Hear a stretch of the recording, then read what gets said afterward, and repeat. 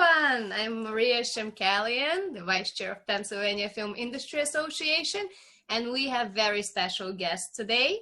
We have Peter Graham and Stephen Hayes from 120dB Films and 120dB Advisors, two firms. One is a financing firm and another one is a consulting firm.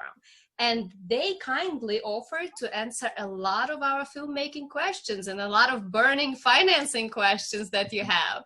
So we're going to jump straight to these questions, and thank you very much to everyone who has submitted those questions.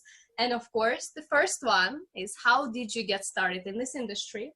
How long did it take you to get where you are? And who were your inspirations or mentors or role models along the way?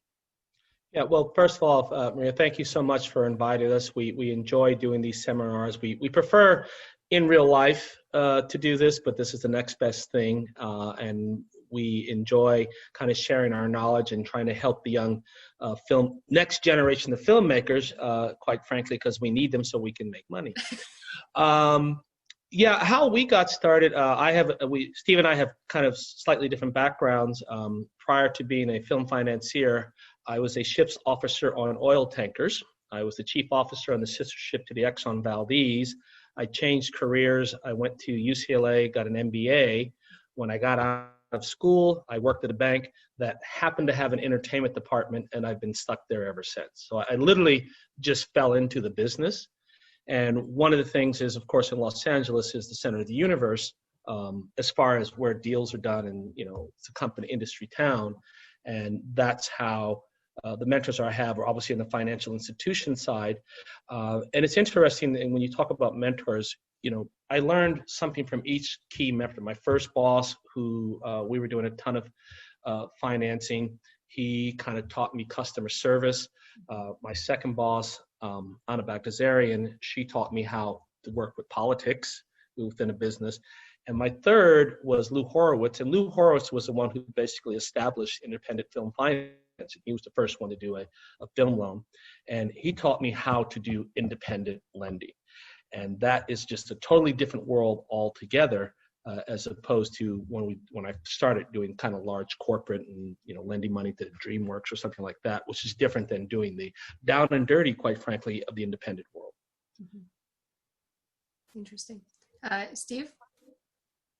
Well, again, thank you for having us join this group, and give you a little, excuse the background noise. I'm heading down the FDR driveway to Lower Manhattan. But look, I started this thing in the beginning of 2004 after almost 18 years in Wall Street, something akin to the hedge fund business before they called them hedge funds. As certainly a rabid consumer of independent film, and chose ultimately to see what might be done in the senior secured lending space, helping filmmakers tell their stories. And certainly the industry's evolved dramatically and unrecognizably since those humble beginnings, but we've managed to stick around for this period. I think we're coming into 17 years and some 100 projects or so. And Peter's been a great partner, and I think the Wall Street training certainly gave me a pretty good sense of which stones to turn over, looking for risk and trying to make sure we stay out of trouble and be good fiduciaries to our investors while ultimately helping filmmakers do their thing. Mm-hmm. Could you please describe the different types of loans in filmmaking? Yeah, basically, and that's obviously our bailiwick, is that when you have financing, there's debt and equity. Debt is like your mortgage on your house. Equity is your down payment in that respect. So we do what's called project financing, and there's basically three kind of collateral that senior lenders look at, and that's a pre-sale, which is the obligation of the distributor to buy the film once it's finished. So we lend against that. Tax credits, which certain states that we enjoy working with provide tax credits. And the other part is GAAP, which is basically future value, that you hope there'll be new sales. So those are the three kind of senior debt, and we talk senior, and it's not because I'm old, it's because it's the first to be recouped. The other debt we call is mezzanine debt, or mezz. And the reason it's called mezz, it's between senior and it's between the equity. And so that's a more riskier transaction. And just to give you an example of how we've used MES in our company, you know, we do our analysis, we give X amount, here's your gap, here's your pre-sale, here's your tax, and they needed a little more. And for MES on that, and this is another type of investor, we have investors who want to put their wives, daughters, sons in a movie. And we said, okay, we'll put them in the movie if you, in fact, take a little more risk. And so talent, and I'm proud to say that every deal we've put, our talent deal, the MES got repaid and everybody made money and stuff like that. But that's just another, but that was debt in that respect. And so again, senior, MES, and equity. So those are basic kind of different type of tranches. There's one other, sorry, there's called a bridge loan. And a bridge loan is typically if you're going to go to, let's say you go to a bank and they're going to go, we're going to give you your money, X, Y, and Z, but it takes time for them to close because banks are bureaucracies and they have the procedures they have to go through. Then, but you need the money right now. And so someone will say, okay, we know the bank is going to finance your movie. They need another 3 weeks. We'll give you a bridge loan. And a bridge loan is loan shark rates. You know, it's like 10% per month. Whereas a senior loan, you can pay 6 to 10% per year. So it's risky because all your elements aren't there. We have done a few bridge loans, but again, that's another type of loan. And then your takeout is the senior lender. Okay, so that's a more short-term loan just for the time. Yeah, it's very, very short-term, and kind of where our specialty is that we kind of do a bank loan, but we're quicker. And what we tell people is that if you have time, go to the bank. If you don't, come to us, and you save the cost of a bridge loan. I think our record closing, you know, bank can take 2 to 6 weeks to close a transaction. Our record is 10 days, and happy to say the film worked. 2 weeks, Peter. When does a bank close in 2 weeks? No, I was being generous. I think it starts at 6 weeks and it goes up to 2 months or 3 months. These things take a long time when you're dealing with institutions. Because they're very, thank you, Steve. They're very, very complicated transactions. I mean, we do it with our eyes closed because we've been doing it so long, but they do take time. And there's just so many different third parties you're trying to get together, and yet you have a start date that you have to hit because you finally got your actor or the weather or whatever, and that makes it complicated. For pre-sale, is that an option for smaller budget films, or that's only for a bigger budget? Well, now it's really an option on everything is cast dependent. It used to be, as I mentioned before, if you had a good genre film, you could get a pre-sale for a little film. That, okay, it's a nice horror film, distributors like the project. Again, I'm using horror, and it's not really predicated upon an actor. You can get it, but we are now seeing a huge shift that the project I mentioned earlier with Zelda Williams didn't go forward until you got a talent that people wanted attached. And once you have that, boom.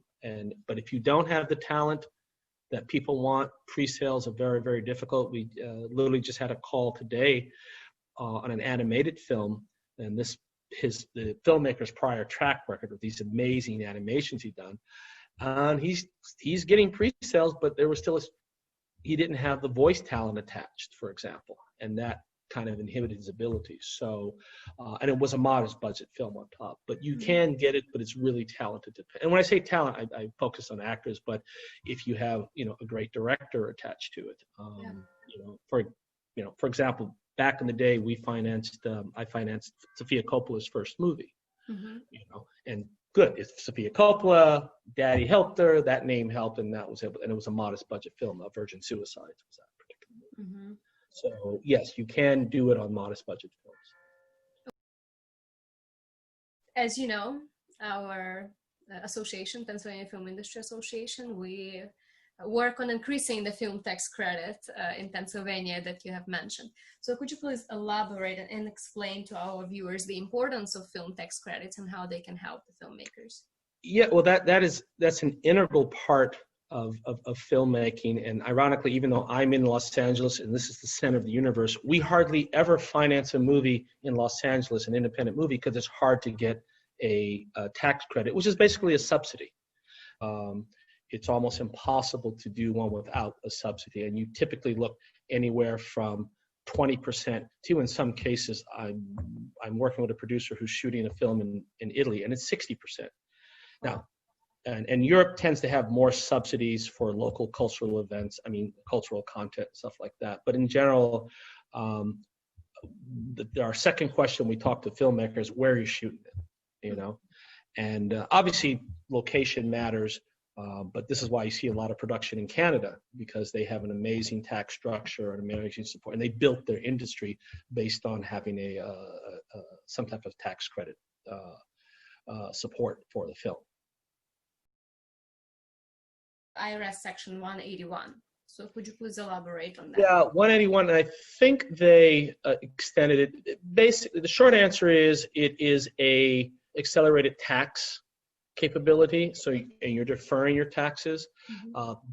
We don't directly involved with it. You're gonna need an accountant to explain that to you.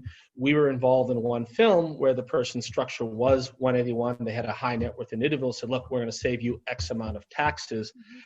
And but basically it's really a deferral of taxes. Okay. And the tax system has changed, and you really should talk to a CPA, you know, to incentivize. But that's at the federal level, and just to be clear, that's going to be dependent upon an investor who has income that they want to shelter some of their taxes, as opposed to the state where it's really just a direct subsidy. And those are the two different types of things. Some people, again, I know there's some companies that just do 181, but there's a risk that the government may find that not quite applicable to your particular film. But we have seen it work. Okay. How do you select projects to invest to, and what are some deciding factors for you? Yeah, well, with just to clarify, 120dB Films, we're a lender. That means we provide debt against secured collateral, whether it be a pre-sale or a tax credit, and we also do what's called gap lending, which is estimated future value. So we're just providing a portion of that. So technically we're an investor, but we always say we're debt. As far as, you know, how do we select it, you know, the films, there's a variety of criteria, but, you know, generally I first ask the producers which one will sleep with me. And fortunately, we do that both with men and women, so we're not being discriminatory or sexist in that respect. But and seriously, when we do look at a project, first off, we've never read a script. We don't read script. Reading hurts my eyes. So that in and of itself isn't our judgment. We look at the package, we look at what's commercial. Most of the films we tend to be involved with are genre films, for example.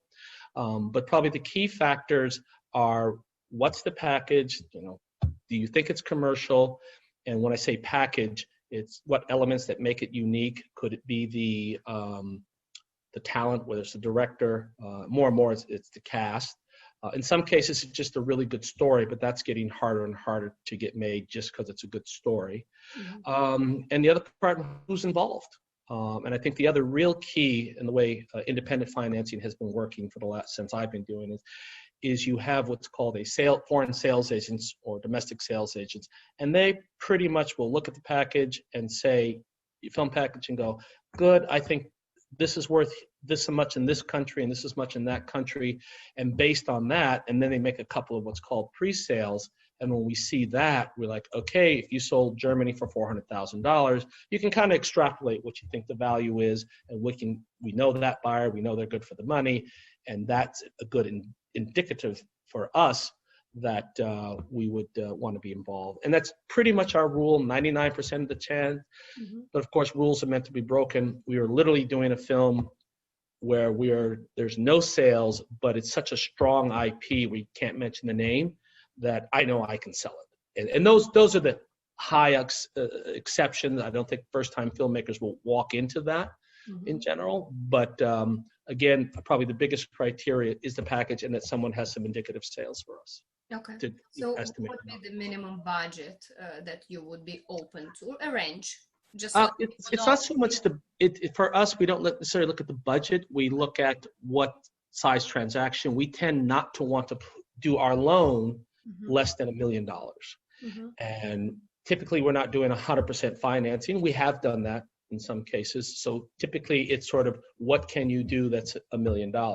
That said, we always make exceptions, and sometimes we see something that's like, okay, I should step back a little bit. One of the philosophy of 120dB is not, we're here to help filmmakers make a film and not lose money.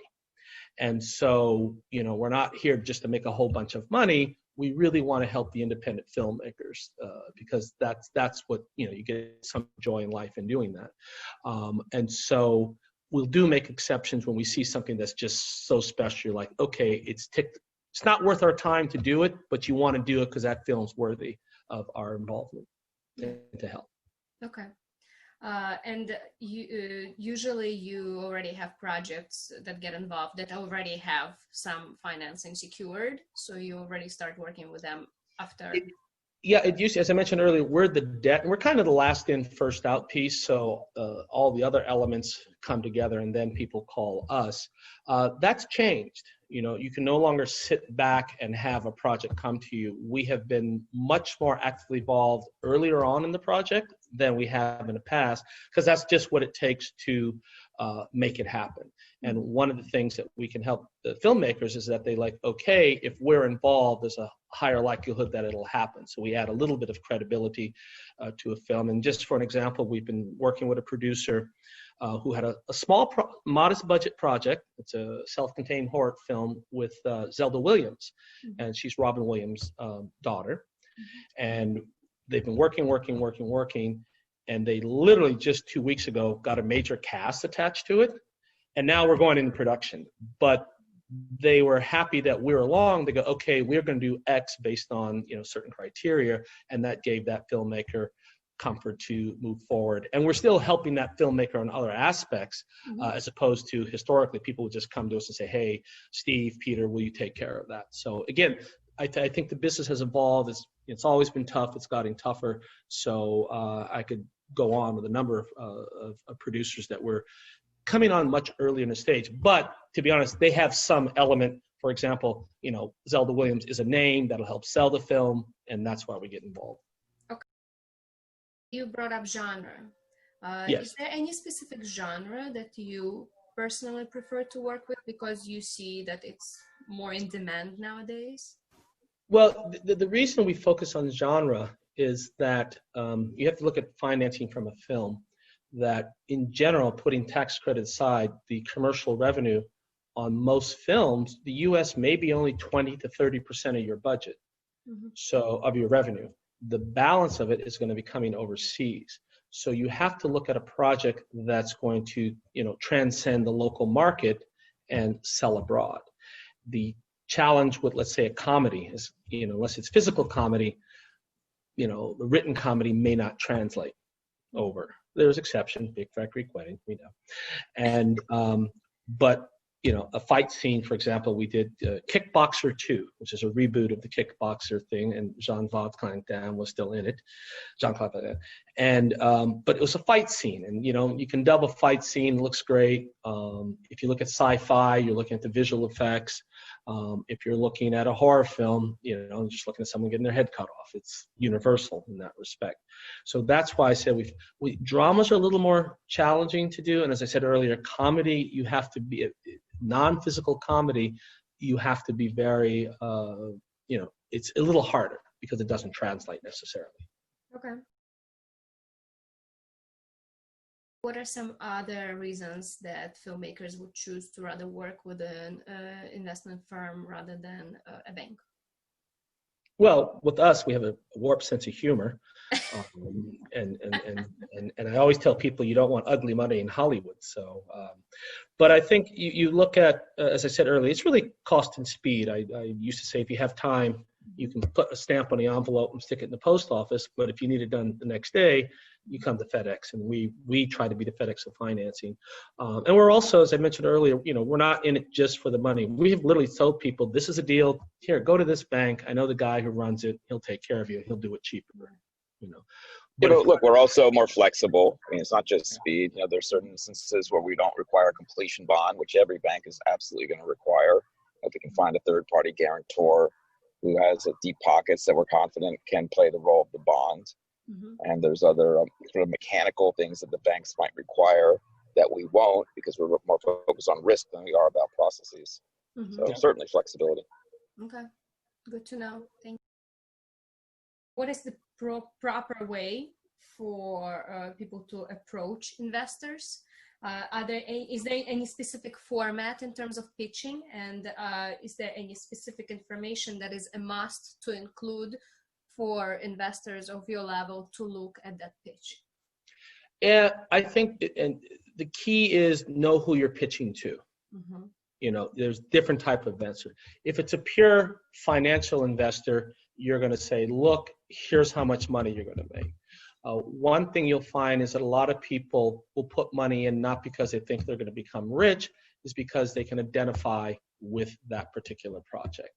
And I'm just going to use an example. This one person, tragically, her father had committed suicide, and she's doing a film based on survivors of suicide. And so a lot of people who can identify who've had that loss are going, yeah, I get it, I'm going to put in. So you want to find something that, if it's not a pure financial return, but there's some type of emotional return that the person can get.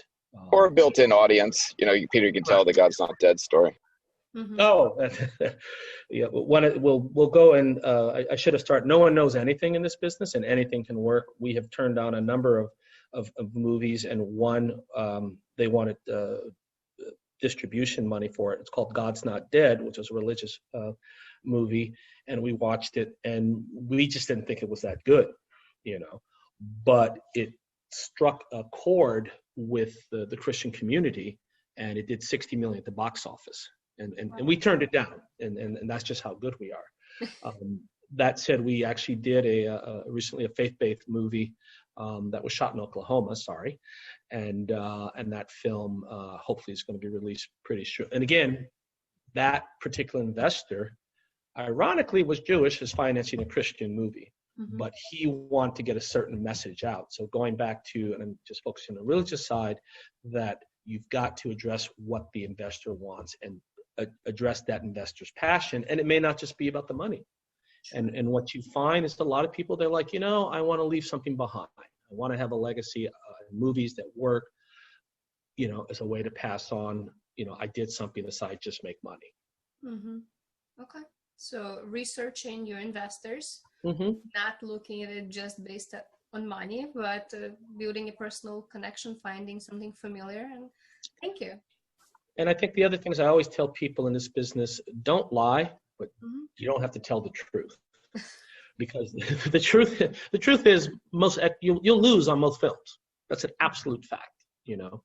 And you know, you always see in packages, oh, we compared to this film that made 50 million and that film. You should also you said, yeah, you could lose money, but you'll get this benefit and that benefit and something else. So I think that's important, as opposed to just saying, oh, you can't lose, it's risk-free or something like that. That's not, I think, a proper way to approach investors. Thank you. That's actually wonderful practical advice to just be more realistic. Yeah. Well, we could add one more point to that. You might want to, when preparing your deck, decline to include things like Big Fat Greek Wedding and Blair Witch in the comps and all the upside potential for projects. And those are all getting a little stale. We seem to still see those in packages that circulate. So, my 2 cents. Yes, and by the way, our my old company financed Big Fat Greek Wedding, and we thought we were going to lose money. Which is one of my favorite movies of all times. Yeah, I don't want to take up too much time, but literally, I'm like, oh my God, this is not. And we thought we were going to lose money after it was finished, but no one knows anything in this town. Yeah. For aspiring filmmakers, there is a bridge. Until they sell something, it's hard to get an agent. But until they get an agent, it's really hard to sell something. So how should they go about pitching that first project, whether it's a script or a completed film, for distribution? How should they go about that first one? You know, the first one is always the hardest. And I think what a lot of aspiring filmmakers is, assume the first one fails. But the important of that first one is to show that you can actually make a movie. And when we look at, when you asked about criteria, I don't think I mentioned, we like to work with someone who's actually done something before, okay? And even if they did a short, that's much better than someone who's just talking about all the movies they were going to make. And I think, as I said before, no one knows anything. There's a number of filmmakers we started out with. We did Will Packer's second movie, okay, which just did okay. And then stomped the yard. Now he's famous and doesn't return my calls anymore. But I think how you get that, part of the challenge is that the relationships in the business are largely LA based or New York based. That's where the talent agencies are, that's where the talent may live. And so this is a very social business. Mm-hmm. And, people introduce people to someone else, to someone like that. And that, it's interesting enough, we are doing a larger project and we're going around the agents because the agents are gatekeepers. And we're approaching this talent because he's friends with that person. Mm-hmm. And so as far as getting it, develop good personal relationships. Yeah. And this is why, unfortunately in the film markets, which are great, how you can get access to people, you go to a party, you bump into someone, they start talking, most of them are full of what, but you can establish a relationship that way. And I think it's important for filmmakers to remember, don't just live in your little bubble. You got to get out there, socialize, establish a relationship, because it's a relationship business. And literally, as I said before, we're out to a major actor, not through the agencies. We're literally going out through this person who's his friend. Mm-hmm. And this is we literally sent him a $2 million offer, not going through the agents. Interesting. That's so it works for the independent and it works for the large. Again, the agents do provide, they're great in packaging and help. This is not to disparage the agents, but as you said, if you don't have access, you have to be creative. Yes, you do. Yeah. And you'd be amazed what relationships, friend of a friend of a friend of a friend, like, oh, such and such, and you slip them a script.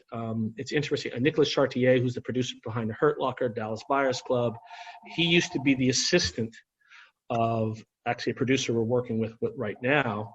And he went around at Cannes and took a script and put it under everybody's door. And Cassian Elways, who's an agent, picked it up and said, this is a good script, took him on. And that's how he made it. You really have to hustle and go out and get used to taking no, okay? Is just get used to taking no and just keep plowing for it. Yeah. I just want to accentuate the fact that many of our webinars, for those who have been consistently watching, mention the power of networking. And thank you for bringing this up again, because this really is a business of 6 degrees of separation.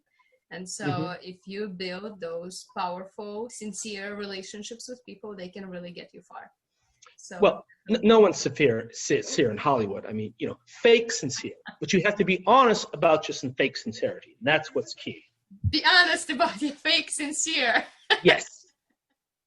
We're going to quote you, Peter. On that yeah, that works for me all the time. How can aspiring filmmakers transition from the low budget films, like you've mentioned, they've made a short or they've made something smaller, to big budget films? Will be successful, first and foremost. But, and I'll give you a real example of a filmmaker who I met at a party in Cannes. She had specialized at female-centric movies. Mm-hmm. She did a relatively small movie. Happy to say 120 DB Advisor took her movie, and now it's going to be on, she got a nice placement on VOD. And she's now about to make her next bigger film. She's done several other films, but I'm just saying, and with bigger talent. And the reason she can get the bigger one, because she had one that got distribution. Mm-hmm. And I think the focus, I said earlier, is your first film will probably fail. Bet you good money it will fail. But there isn't that it was a financial success, not necessarily the commercial effects, that just showed that you had the talent and the chutzpah and the ability to make something, and it's very difficult. Yeah. When you see an independent film fail, you only spent a couple $100,000. Hey, it was against you. Studios spend $100 million films and they fail, and they have no excuse. So my point being is that you do the film, and it is important for you to transition. You don't want to get, and this particular filmmaker, we've been coaching her. She has talent, first, and it's obvious her ability that she made this great film for under $250,000.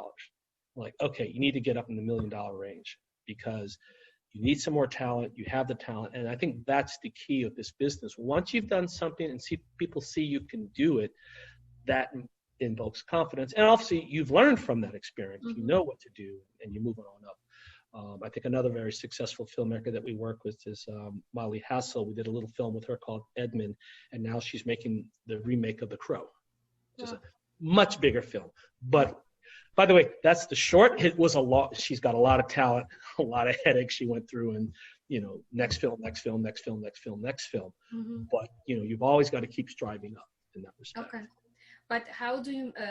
Again, it's clear about the jumping from about several 100,000 to $1 million and more. But what about jumping from small production, like you said, where it's family and friends fundraising, to those several 100,000 fundraising? Because, like you said, investors don't like working with films that are under $1 million. How do you get that? And as I said, the example I used before, where you have to prove that you can deliver. Okay. In that case, and once you have done that, I'll just drop name again with Will Packer. He did a little film called Trois, and it was about a menage a trois. His sequel was Trois 2, which we helped on his finance. Interesting enough, his attorney he had wasn't LA based. I introduced him to, I asked a favor for this attorney to take him on because I said, this is a smart young kid and I think he can go places. That attorney owes me big time. But it goes back to those relationships. And I think you have to have, and it's a little difficult if you're not here or New York, the film communities outside. By the way, the director I mentioned who the small film, they're based in Nashville, and it's a nice little hub. But you need to be kind of where a hub because you can't do it on your own. You need a network. And one of the things we had advised, like we were working with one Canadian producer who's successful. I said, you need to be in LA. And they started making trips down to LA, even though they're Canadian. And they stepped up from doing the 1 to 3 to a $15 million. Because you have this, you need to have those connections so people will take you seriously. Okay. So it's all about developing trust with people, developing a relationship, and then they would be open to funding smaller budget films. Yeah, and the other funny thing is there are many different paths. As I said before, the film that we had, no one looked at it, and all of a sudden an actor liked it, and boom, now you're in production. And they got to the actor not through the agents in that respect. So you've got to be creative. You've just got to have the chutzpah to just plow through. All right, bake cookies, I mean, probably not today during coronavirus, but generally, yeah. And I have to say, for us, a lot of our business is dependent upon, the high touch, and we haven't had the level of, we've started going out, socially distanced, meeting people in back, and all of a sudden we just realized we all missed that because that's how this business is run. Yeah. I know you, I like you, you talk with this person, you get the information. The markets are not just for selling, it's also established. When I say the markets, like Cannes, Toronto, Berlin, Venice, Sundance, South by Southwest, you go to the markets, yes, to see films, but and see young talent filmmakers work, but also to establish relationships. So if you're not based in LA, that's how you get those relationships. Okay. Yeah, that's actually a legitimate concern, that it's not just about the finance that was affected in filmmaking by coronavirus. It's the personal touch of this business that was. Yeah, we're all craving that because Zoom just, no offense, Zoom doesn't do it. I tried. I know, no, and you look great, by the way. We appreciate it. But I think it's this too will pass, though, we believe. It's true. It is. I can't wait for it to go back so that we could have our in-person events. So it was great. We had a lot of live events going on. So yeah, can't wait for that to go back soon enough, I hope. Yes. I miss drinking in public. I mean, interacting with people in public. Oh, you can pull out that glass of wine from over there. Come on. Yeah, no. We'll defer that for now.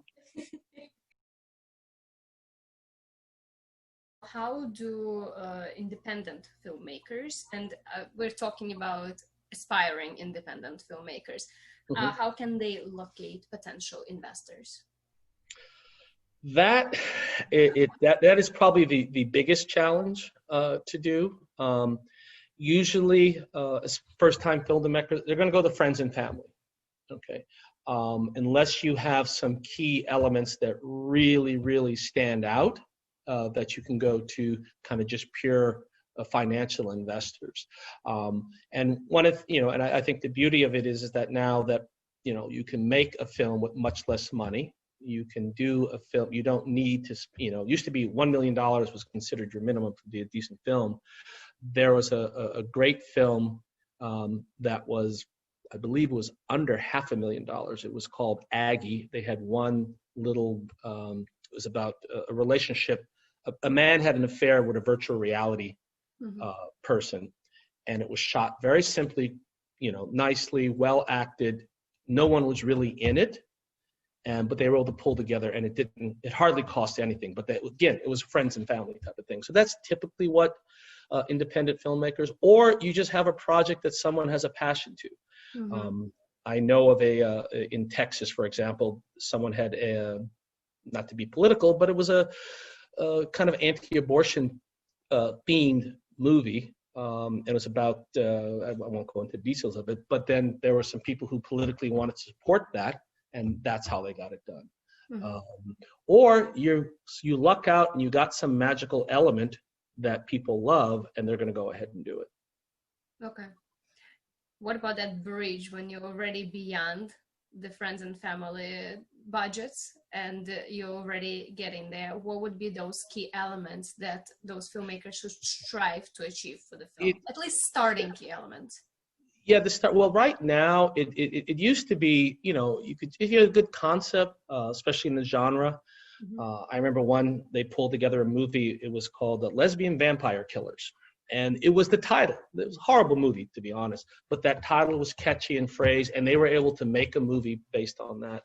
Another film that we were involved that I thought was quite interesting, that how they raised original capital, was a film called Iron Sky. And Iron Sky came up with a wonderful little concept. They did a trailer, a sizzle reel. And I think more and more that we're seeing now is great. You have a wonderful script, but if you can visualize it for someone and shoot a little sizzle reel, that can help. And I believe Iron Sky, the original one, they raised almost $2 million based on a trailer on, I think, like a Kickstarter or something like that. And then I was just going to say the crowdsource obviously is a good resource for filmmakers if they've kind of exhausted the rich friends and family and they don't have connections in the pools of capital that might be existent for larger film projects. Certainly that's something that people have used. Yeah. And for crowdsourcing, do you have any suggestions on making it an effective crowdsourcing campaign? It's got to have a good sizzle. Okay. Yeah, a great trailer. Yeah. It'll go a long way. Yeah. And that's the other kind of evolution we've seen. It used to be someone would just put together a deck and here's a picture, but now people are going out and shooting kind of key elements of the concept, and then people can really identify with it in that case. We recently started 120dB Advisors we've noticed a lot of people who come into the business and they don't quite know what they're doing. And we, in addition to Steve and I, we have Scott Einbinder, who's a very accomplished producer. And we have Gary Rubin, who's run a number of distribution companies, and he knows the U.S. side. And basically, it's two functions. It's one, to give advisory information to, like, let's say, some financial investors who don't know the business, and we're trying to prevent them from stepping into the problems that are inherent to our business. The other aspect is to help filmmakers. It's sort of, to be rough, it's like a EP, executive producer, to say, hey, look, you might do this or that.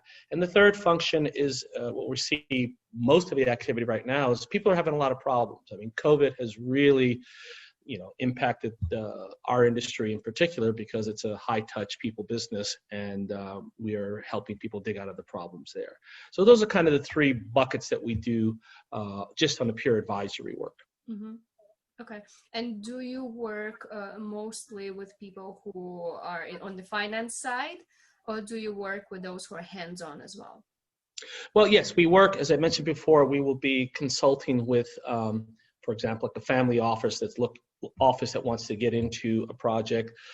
We have one client who financed another one and they have issues and we're help fixing those problems. So that's more of a pure working with a financial institution or financial investor.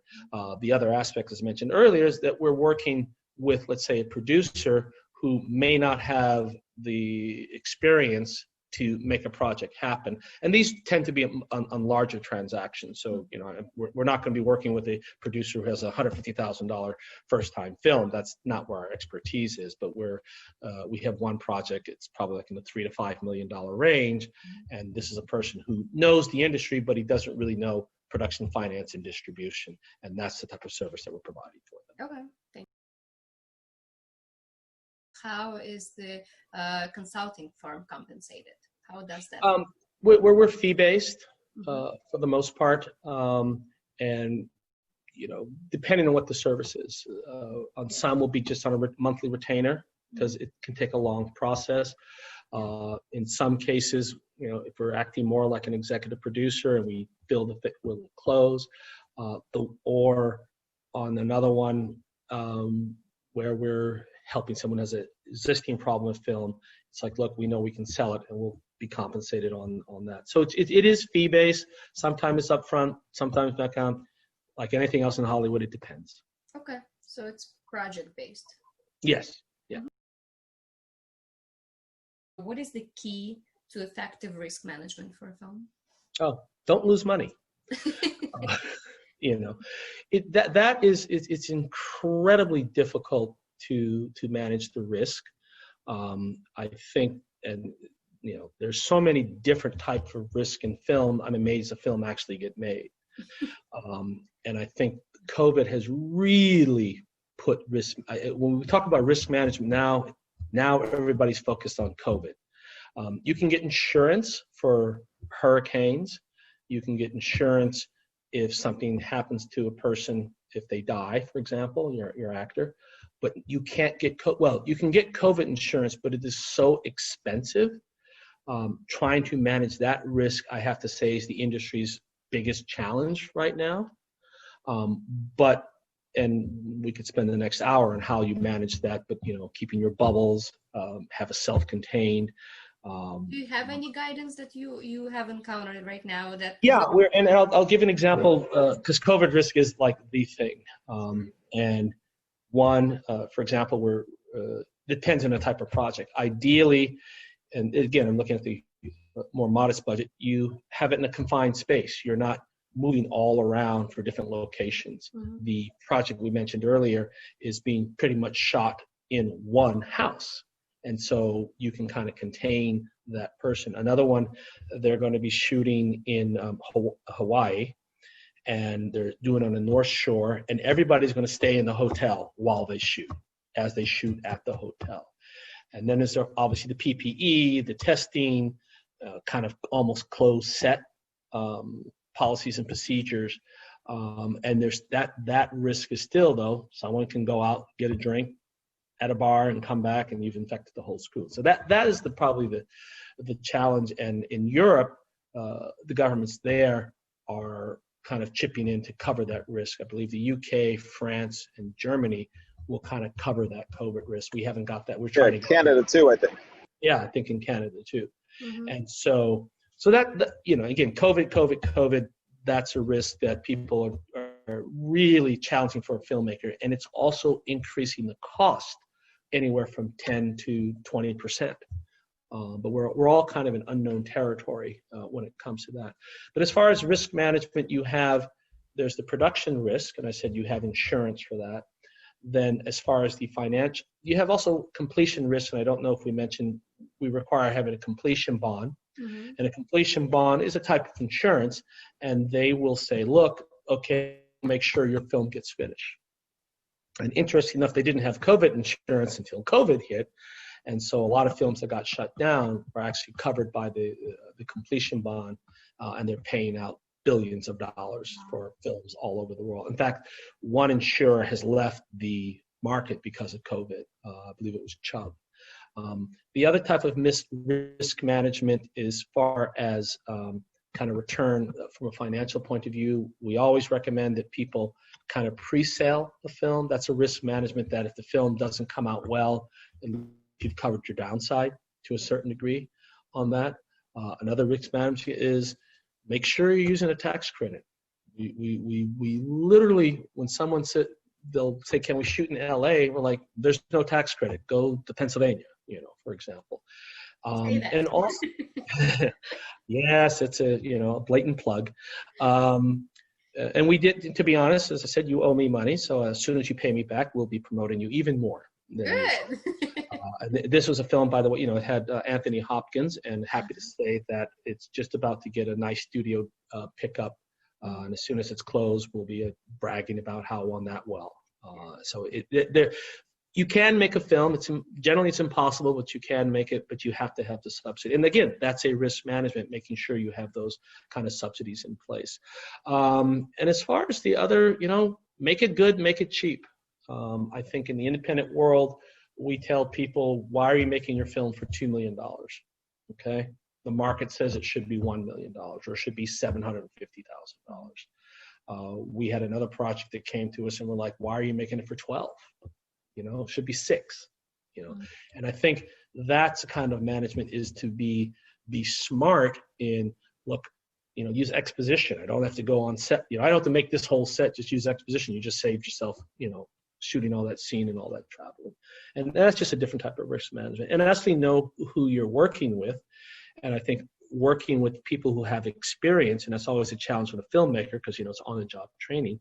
Listen to the guys who've been around, who've done this, and they'll say, look, we don't know anything, but again, as I said before, we have passed on God's Not Dead. We turned down The Butler. We turned down The Hurt Locker. And most recently, we turned down Loving Vincent, which got an Academy Award for Best Picture. So, and because we thought they were too risky. Okay. But it still worked. But some people did things where, as I said before, the budget should have been 8 and they spent 14. Mm-hmm.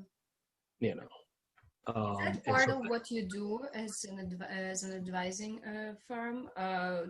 Working yes. with budget when they come to and you say how to make it work for less? Yeah, and we're just saying, guys, no, this is not going to work. This is, and that we have a person of ours who, interesting enough, he's a producer. I think he's done 30 or 40 films. I can't remember. And he was a consultant for this other firm, and we both told him this comedy should only be $3 million. They went and spent 10, and they're losing 7. Even though we advised them, but they did it for another reason. They wanted to have a showcase. They wanted to get in. They were a TV company wanting to get into film. And the other thing is, I know we've been talking about film, but I think TV is becoming much more of an important, but that's harder for a first-time independent. To be honest, I think the one beauty thing about independent filmmaking, you can still make an independent film for the most part without a lot of money. You can't really make an independent TV show. I mean, you can do a webinar and then maybe you can develop from there. But that is one beauty about the film business, is that some independent film ultimately will break out and work. What are the different distribution alternatives, and what are some pros and cons of them? This is such a rapidly changing world. I remember when I started, VHS was still around, and that kind of prompted the independent world, and we graduated to DVD and then the internet. And now distribution strategies in general, you're seeing the streamers are just kind of taking over the world. Mm-hmm. And I mean, the Netflix, the Hulus, and the Amazons of the world. And that has been such a big change. And theatrical during COVID, it's sort of, who's going to go to the movie theaters? But distribution is becoming more and more, OTT or streamer or something like that. Everybody wants their film to go theatrical. And as an aside, larger budget films, and I'm saying, let's say above $5 to $10 million, the economics kind of almost demand that you have a theatrical release to do that. But now, again, because of COVID. But the interesting thing is we're seeing the streamers kind of saving the independent world in that respect. Because there is still some DVD, surprisingly, but the real revenue is really going to be theatrical, streaming, or TV, and that's kind of what. Could you please elaborate on the theatrical distribution versus the streaming distribution in terms of return? Well, it really depends, and I know the audience here is mostly first-time filmmakers. It's going to be a challenge for you to get a theatrical distribution because, as tough as it is, to raise the money to do just a modest budget film. Let's say you spend, $5 million is considered modest. You're going to still have to spend almost double that in order to get a theatrical release. And so it's a big challenge. Again, God's Not Dead, they went out and did incredibly well with that, and the budget was much, but those are the exceptions. So getting a theatrical is tougher and tougher because no one's going to take a risk on a small film unless you get incredibly lucky in that case. So theatrical, you really have to have a bigger budget, you have to have a bigger cast, you have to have talent that will warrant a theatrical release. Whereas if you can just go straight to streaming, then you don't have to spend that additional money for advertising and theaters to get your audience. And so that's probably from an economic side a much different approach than just going the traditional windows. And those windows, to add, are now collapsing. It used to be you had theatrical, and then 90 days later you'd have this, and now it's like day and date that you see. And again, those type of theatricals, because everybody wants a theatrical, so they'll qualify for the Academy Awards, you still see them, a company sort of like Saban. They'll do top 10 markets, for example, but it's a limited theatrical. And just to reiterate, the importance of a theatrical from a financial point of view is foreign prices are really dependent upon a large theatrical. And just to give you an example, we were working on one film that a studio had bought certain foreign territories, and they were going to spend $3.5 million for those 3 territories. But the requirement was you had to release it on 2,000 screens in the US. And this had a good cast, good director, good everything. If they did not release it on 2,000 screens, the value of the film was $450,000. So it went from $3.5 million to $450,000, same cast, same director, same story, and that's what I'm trying to explain, the importance of the theatrical release on foreign value. And you'll still see a lot. You'll see contract. You release it. This is how much we'll pay from the foreign side. Mm-hmm. 3 key pieces of advice or lessons learned or mistakes made that you can share now and say, do not do that. Or do well, first off, I would advise no one to make a movie. It's impossible. Do something more practical. I mean, open up a marijuana store, for Christ's sake, to serve the public. Okay. And I always advise people not to make a movie, and no one ever listens to me. But I think, believe in your project is probably the most key. Listen to others, but don't let them kind of sway you too far from your voice. Because ultimately, you want to do something that's unique. And if you just repeat what everybody else has done, you're just a commodity in that respect. And I think be as honest as you can. And as I think I said earlier, never lie, but you don't have to tell the truth. And it's somewhat joking, but and I'll give a small example of this. I met this one filmmaker, and she said, "Hey, look, I made a small movie." And I said, "Oh, great, congratulations." And it turned out it got theatrically released. I said, "Why did you say it was a small movie?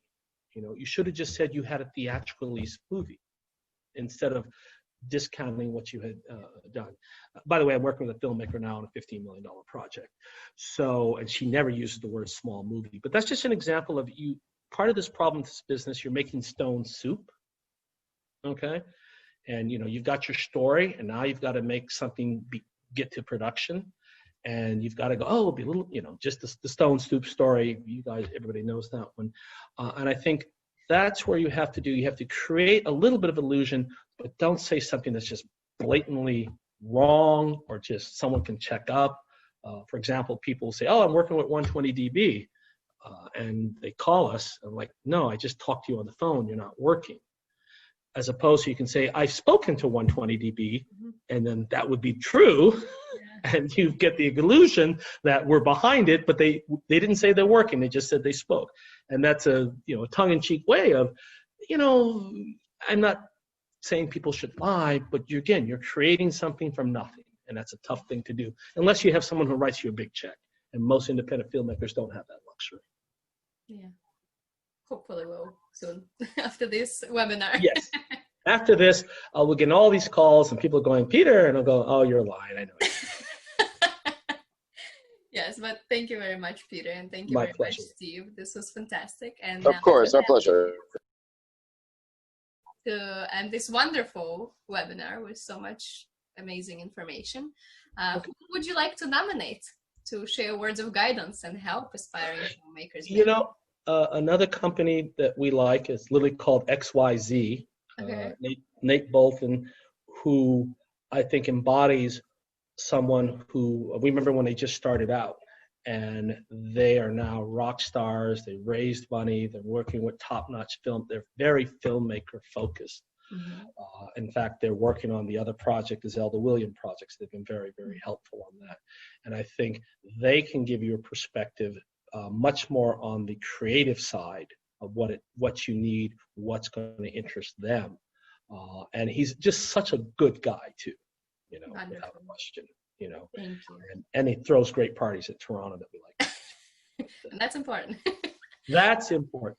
That's important because that's personal relationships that you've mentioned. And I joke about that, but we've probably gotten more business doing that than sitting down in meetings. See? All right. Everybody who's watching this, remember. Right. Invite me to your parties. Get you farther than office meetings. Exactly. Yes. Again, socially distanced. For now. I mean, we're waiting to lose that whole social distancing concept and have normal personal relationships. Yes. Well, again, we appreciate for you including us. I hope you enjoyed my work sense of humor. We did. But we really did. We really do want to help. We really do want to help filmmakers because at the end of the day, it's great when you see a success. It is, and everybody who's been watching this, and when you make it to the big screen, please send a message to Peter and Steve and tell them that you've made it. Right. or just thank me at the Academy Awards and say, please include them in the speech. Right. Just say, I was learned, and then I'll have done my duty in this world. There you go. You made a difference. So thank you very much for making a difference, Peter. Pleasure being here. Our pleasure. Thank you. Thank you. 120 dB Advisors and 120 dB Film. You have been fantastic. We've learned so much from you. So everybody who's been watching, thank you for your time. Thank you for your questions. And we wish you best of luck. And we hope to see your films on the big screen very soon. You will. Take care, everyone. All right. Take care, everyone.